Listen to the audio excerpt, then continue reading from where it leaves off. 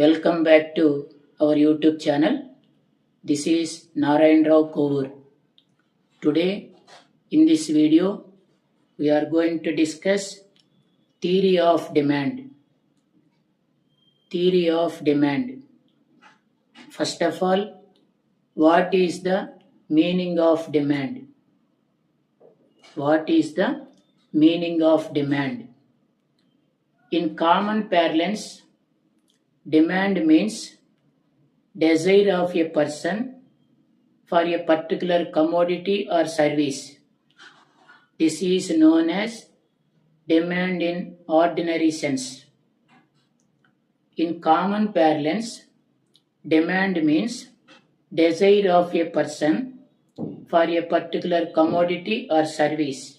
But whereas in economic sense, it has different meaning. In economic sense, demand means quantity of good or service that buyers are willing and able to purchase at various prices during a given period of time. This is known as demand in economics.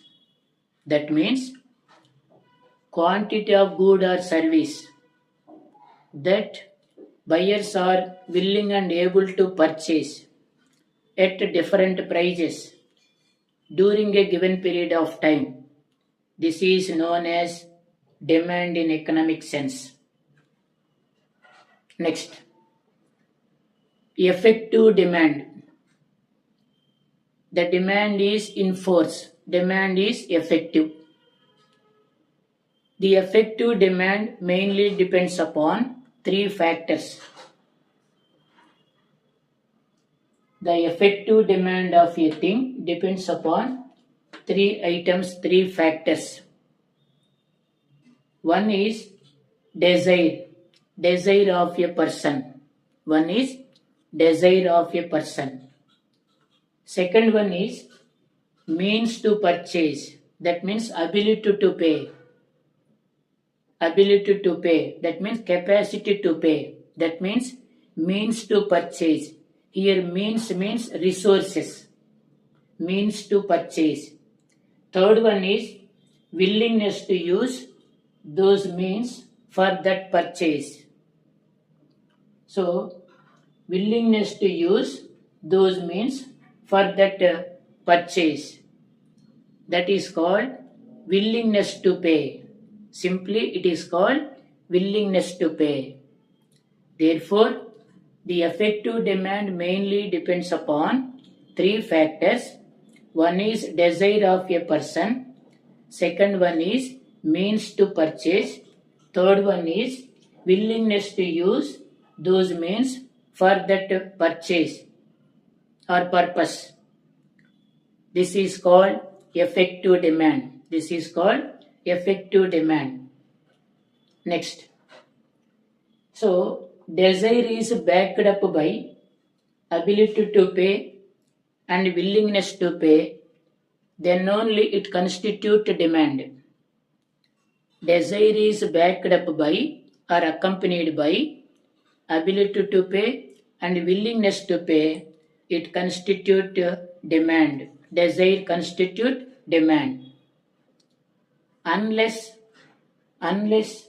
so desire does not constitute, unless desire is not backed up by ability to buy and willingness to pay, it does not constitute demand.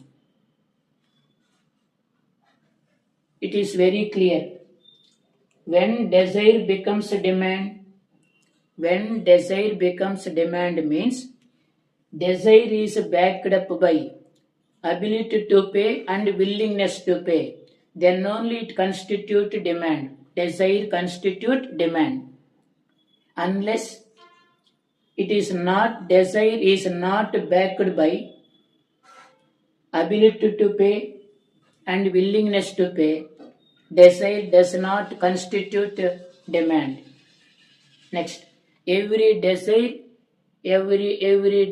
does not constitute demand. Right. Next, Demand is always expressed at a given price. Demand is always expressed at a given price. That means without price there is no demand. There is an inverse relationship between price and quantity demanded. If there is no price, there is no demand.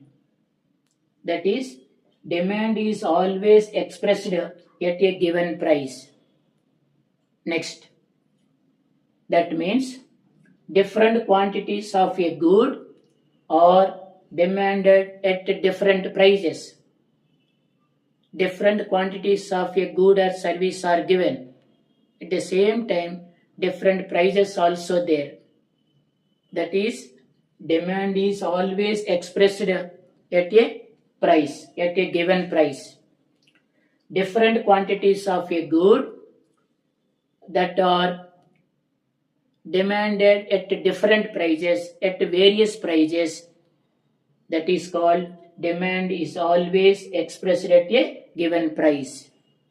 That means there is a close relationship between price and demand. That relationship is negative relationship or inverse relationship between price and quantity demanded. That means if you observe, this is price, this is quantity demanded. The price increases, demand contraction.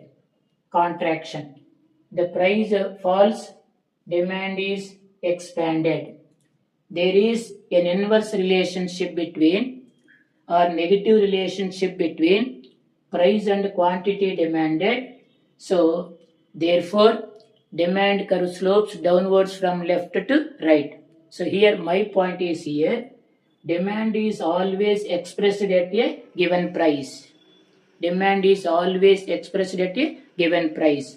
What is the relationship between price and quantity demanded?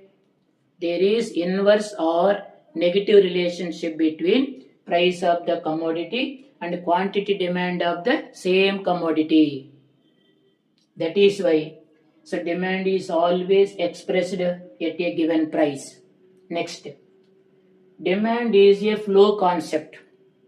Quantity demand is a flow concept. That means demand is expressed at quantity. Demand is expressed at quantity per period of time. Quantity per period of time.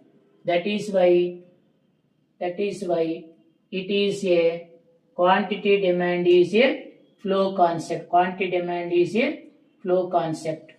That means demand is expressed at quantity per period of time. Per period of time it can be expressed. So, for example, 100 apples per day. So, 700 apples per week. Likewise, it can be expressed the quantity per unit of per period of time. That is why demand is a flow concept. Quantity demand is a flow concept. So here quantity demanded, quantity supply and income. These three are quantity demanded, quantity supplied, income are flow concepts. That means expressed at quantity per period of time. Per period of time. So likewise, 100 apples per day, 700 apples per week, likewise. That is why quantity demand is a flow concept. And quantity supply income also flow concepts. Whereas capital is stock concept. Whereas capital is stock concept. That means machinery. Capital means here machinery. It is a stock concept, not a flow concept. So, thank you for watching. Like, share, subscribe and comment.